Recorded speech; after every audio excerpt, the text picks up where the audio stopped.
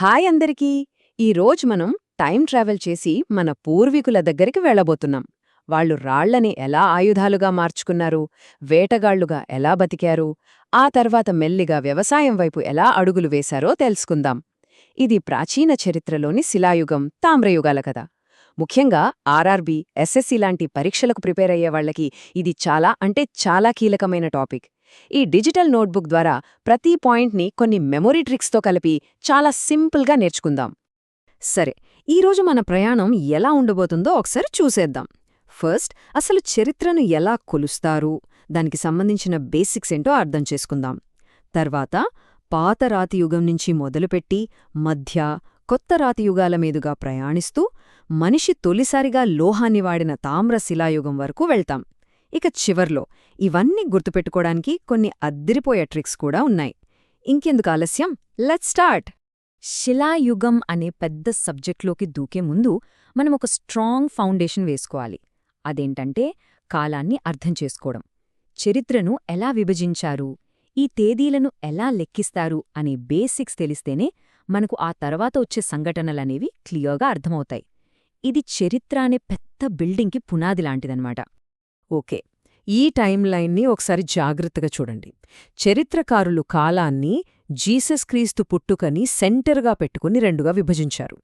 ఆయన పుట్టక ముందు కాలాన్ని బీసీ అంటే బిఫోర్ క్రైస్ట్, తెలుగులో క్రీస్తు పూర్వమని, ఆయన పుట్టిన తర్వాత కాలాన్ని ఏడి అంటే యానో డామిని, తెలుగులో క్రీస్తు శకమని పిలుస్తారు.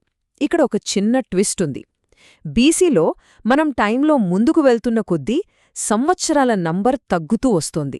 అంటే 300 బీసీ అనేది 200 బీసీ కన్నా పాతది. ఇది అచ్చం మన మ్యాథ్స్లో నెగటివ్ నంబర్ లైన్ లాంటిది. మన భారత చరిత్రను సింపుల్గా చెప్పాలంటే 3 పెద్ద భాగాలుగా చూడొచ్చు. మొదటిది ప్రాచీన చరిత్ర, అంటే మనిషి తొలి అడుగుల నుండి 7వ శతాబ్దం వరకు. రెండోది మధ్యయుగ చరిత్ర. ఇది 8వ శతాబ్దంలో ఇస్లామిక్ దండయాత్రలతో మొదలై 18వ శతాబ్దం వరకు సాగింది. ఇక చివరిగా మూడోది ఆధునిక చరిత్ర. ఇది బ్రిటిష్ వాళ్ల పాలనతో మొదలై ఇప్పటికీ కొనసాగుతోంది. చరిత్రను వర్గీకరించడంలో 2 ఫేమస్ పద్ధతులున్నాయి. ఒకరేమో జేమ్స్ మిల్. ఈయన పాలకుల మతాన్ని బట్టి హిందూ కాలం, ముస్లిం కాలం, బ్రిటిష్ కాలం అని 3గా విడగొట్టాడు. కానీ సీజే థామ్సన్ అనే ఆర్కియాలజిస్ట్ మాత్రం అలా కాదు, మనుషులు వాడిన వస్తువులను బట్టి, అంటే stone age, bronze age, iron age అని విభజించాడు. మన ఎగ్జామ్స్కి ఈ 2 పద్ధతులు కూడా చాలా ముఖ్యం. మరి ఆర్కియాలజీ అంటే ఏంటి? సింపుల్గా చెప్పాలంటే ఇది హిస్టరీకి డిటెక్టివ్ డిపార్ట్మెంట్ లాంటిది.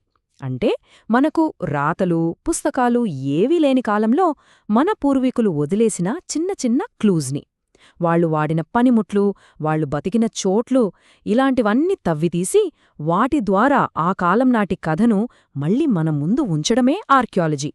ఇక్కడ కనిపిస్తున్నారే, ఈయనే అలెగ్జాండర్ కన్నింగ్హామ్. భారతదేశంలో పురావస్తు పరిశోధనలకు ఒక సిస్టమ్ తీసుకొచ్చిన వ్యక్తి. మన ఆర్కియాలజికల్ సర్వే ఆఫ్ ఇండియా అంటే ఏఎస్ఐకి మొట్టమొదటి డైరెక్టర్ జనరల్ ఈయనే. అందుకే ఈయన చేసిన సేవలకు గాను ఆయన్ని భారత పురావస్తు శాస్త్ర పితామహుడు అని పిలుస్తాం. ఈ పేరు మాత్రం ఖచ్చితంగా గుర్తుపెట్టుకోవాలి, ఎగ్జామ్స్లో చాలాసార్లు అడిగారు. సరే, బేసిక్స్ అన్నీ చూశాం కదా, ఇక అసలు కథలోకి వెళ్ళిపోదాం. మానవ చరిత్రలో ఫస్ట్ అండ్ లాంగెస్ట్ చాప్టర్ అదే పాతరాతియుగం లేదా పాలియోలిథిక్ ఏజ్. మానవుడు ఎలా రూపాంతరం చెందాడో చెప్పే కీలకమైన దశ ఇది. ఈ శిలాయుగాన్ని మొత్తం ఒకేలా చూడలేం, దాన్ని 3 దశలుగా విభజించారు. ఆ విభజన దేని ఆధారంగా జరిగిందంటే వాళ్లు వాడిన రాతి పనిముట్లలో వచ్చిన మార్పులను బట్టి. అవి పాలియోలిథిక్ అంటే పాత రాతియుగం, మీసోలిథిక్ అంటే మధ్యరాతియుగం, మరియు నియోలిథిక్ అంటే కొత్త రాతియుగం. ఇక్కడొక స్పెషల్ పాయింట్ ఉంది, ముఖ్యంగా ఎస్ఎస్సీ ఎగ్జామ్స్కి ప్రిపేర్ అయ్యేవాళ్లది నోట్ చేసుకోండి. మీసోలిథిక్ కాలాన్ని వాళ్ళు 12,000 బీసీ నుండి 10,000 బీసీ మధ్యలో పరిగణిస్తారు. పాత రాతియుగంలో మొదటి స్టేజిది లోయర్ పాలియోలిథిక్. అప్పట్లో భూమి అంతా దాదాపుగా మంచుతో కప్పబడి ఉండేదన్నమాట. అదే ఐసేజ్. ఇక్కడి మనుషులు వేట కోసం పెద్ద పెద్ద బరువైన రాతి పనిముట్లనే వాడేవాళ్లు. మన దేశంలో వీళ్ల ఆనవాళ్లు పంజాబ్లోని సోమ్లోయ, యూపీలోని బేలంలోయ లాంటి చోట్ల మనకు దొరికాయి. ఇది చాలా ఇంట్రెస్టింగ్ పాయింట్, గుర్తుపెట్టుకోండి. మహారాష్ట్రలోని పాట్నే అనే ఊరిలో భారతదేశంలో మొట్టమొదటిసారిగా ఉష్ట్రపక్షి అంటే ఆస్ట్రిచ్ గుడ్ల పెంకులు దొరికాయి. ఇది పాలియోలిథిక్ కాలానికి చెందిన చాలా ముఖ్యమైన ఆవిష్కరణ. ఇక ఇప్పుడు మిడిల్ పాలియోలిథిక్ స్టేజ్కొచ్చాం. ఇక్కడ మనవాళ్లు కొంచెం స్మార్ట్ అయ్యారు.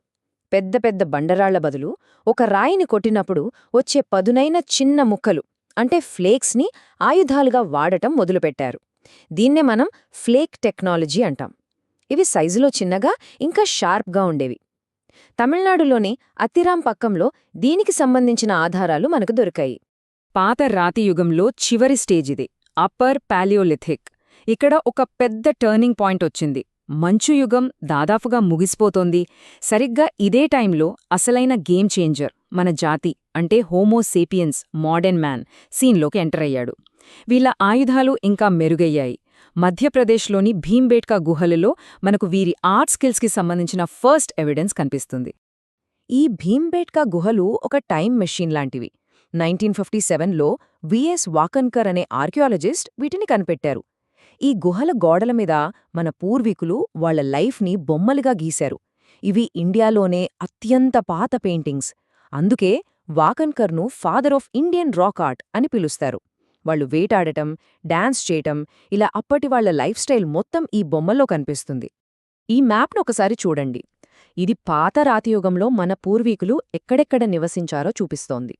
నార్త్లో పంజాబ్లోని సోన్ వ్యాలీ నుంచి, సౌత్లో తమిళనాడులోని అత్తిరాం పక్కం వరకు వాళ్ల ఆనవాళ్లు దాదాపు మన దేశమంతా ఉన్నాయి. దీన్ని బట్టి వాళ్లు అప్పట్లోనే ఎంత దూరం ప్రయాణించారో మనం అర్థం చేసుకోవచ్చు. ఇప్పుడు మనం ఒక బ్రిడ్జ్ లాంటి పీరియడ్కొచ్చాం. అదే మధ్యరాతి యుగం లేదా మీసోలిథిక్ పీరియడ్.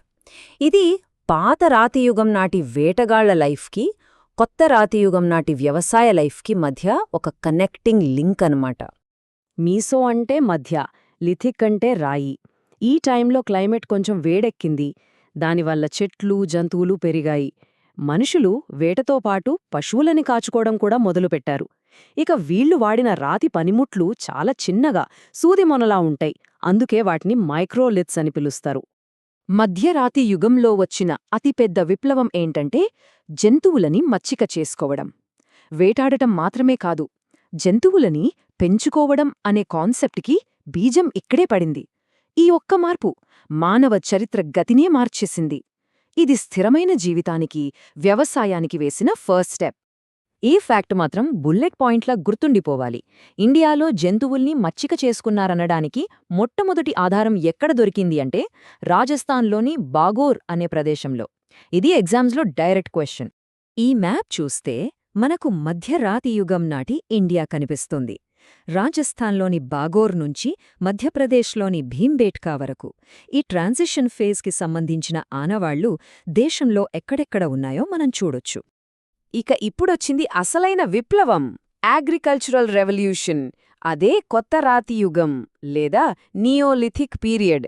ఈ కాలంలో మనిషి ఆహారాన్ని వెతుక్కోవడం మానేసి ఆహారాన్ని పండించడం మొదలుపెట్టాడు. నియో అంటే కొత్త. ఈ కొత్త యుగంలో మనిషి ఫుడ్ కలెక్టర్ నుండి ఫుడ్ ప్రొడ్యూసర్గా మారాడు. నునుపైన పాలిష్ చేసిన రాతి పనిముట్లను వాడాడు. పండిన ధాన్యాన్ని దాచుకోవడానికి కుండలని కనిపెట్టాడు. అన్నింటికన్నా ముఖ్యంగా ఊరూరు తిరగడం మానేసి ఇల్లు కట్టుకుని ఒకే చోట స్థిరపడటం మొదలుపెట్టాడు. ఈ టేబుల్ అయితే 5 స్టార్ ఇంపార్టెంట్. ప్రతి పాయింట్ ఒక ఎగ్జామ్ బిట్. మెహర్గఢ్లో వ్యవసాయానికి తొలి సాక్ష్యం దొరికింది. కాశ్మీర్లోని బుర్జుహోంలో అయితే యజమానులతో పాటు వాళ్ల కుక్కలని కూడా పూడ్చిపెట్టేవారు. యూపీలోని కోల్దిహ్వాలో తొలిసారి వరి పండించినట్లు ఆధారాలున్నాయి. బీహార్లోని చిరాండ్లో ఎముకలతో చేసిన పనిముట్లు దొరికాయి. ఈ మ్యాప్ మనకు ఒక క్లియర్ పిక్చర్ ఇస్తుంది. వ్యవసాయం అనే కొత్త ఐడియా ఎలా దేశమంతా పాకిందో చూపిస్తుంది. వేటగాళ్లుగా తిరిగిన మనుషులు ఇప్పుడు స్థిరపడి గ్రామాలుగా ఎలా ఏర్పడ్డారో, మెహర్గఢ్ నుంచి సౌత్ ఇండియా వరకు ఈ విప్లవం ఎలా స్ప్రెడ్ అయ్యిందో మనమిక్కడ గమనించవచ్చు. సరే, రాతియుగం కథ దాదాపుగా ముగింపుకొచ్చింది. ఇప్పుడు మనిషి చేతికి ఒక కొత్త పవర్ దొరికింది. అదే మెటల్, లోహం. రాతితో పాటు లోహాన్ని కూడా వాడటం మొదలుపెట్టిన ఈ యుగాన్నే తామ్రశిలాయుగం లేదా చాల్కోలిథిక్ ఏజ్ అని అంటాం. చాల్కో అంటే రాగి, లిథిక్ అంటే రాయి. అంటే రాగి రాతి యుగం అన్నమాట. మానవుడు కనిపెట్టిన మొట్టమొదటి లోహం రాగి, కాపర్. ఈ కాలం ప్రజలు పల్లెటూర్లలో నివసించేవాళ్లు. రాజస్థాన్లోని అహర్, మధ్యప్రదేశ్లోని మాల్వా, మహారాష్ట్రలోని జోర్వే అనేవి ఈ కాలానికి చెందిన ముఖ్యమైన సంస్కృతులు. ఈ జోర్వే సంస్కృతిలోనే దైమాబాద్ అతి పెద్ద సైట్. వీళ్ల కల్చర్లో కొన్ని ఇంట్రెస్టింగ్ విషయాలున్నాయి, ఎగ్జామ్స్లో అడిగేవి కూడా. వీళ్ళు చనిపోయిన వాళ్లని పెద్ద పెద్ద కుండలలో పెట్టి పాతిపెట్టేవారు. దీన్ని ఎర్న్ బరియల్ అంటారు.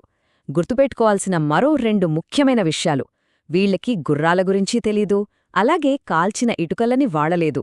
వీళ్ళు ఎక్కువగా నలుపు, ఎరుపు రంగు మట్టిపాత్రలనే ఉపయోగించారు.